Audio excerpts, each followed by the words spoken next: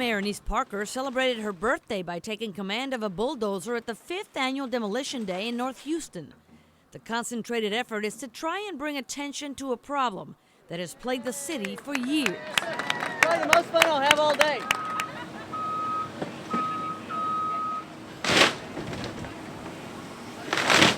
And we're getting better and faster and more aggressive in taking down these kind of blighted properties across our neighborhood.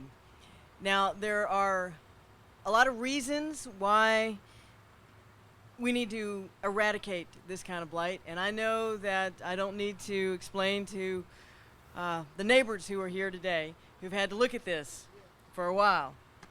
They are magnets for crime. They drive down property values. They diminish neighborhood pride. And they can actually be literally unsafe to the properties around them. This house was one of 37 buildings spread across 5 council districts targeted for demolition on Saturday. The annual event helps to beautify Houston neighborhoods, reduce crime, and create a safer environment for all residents. But it takes a lot of steps to get to today.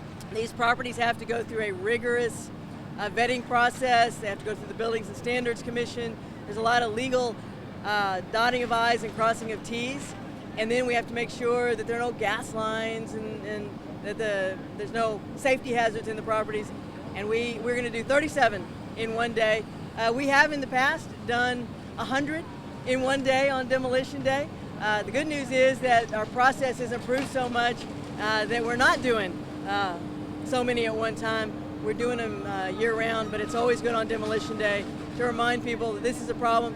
There's a beautiful little house right across the street from this one with a lovely front yard and someone who you can tell cares, and they have to come out and look at this every day, and that's wrong. With the help of 35 volunteers and their equipment from the Houston Contractors Association, a total of 139 hazardous buildings will be torn down over the next 2 months.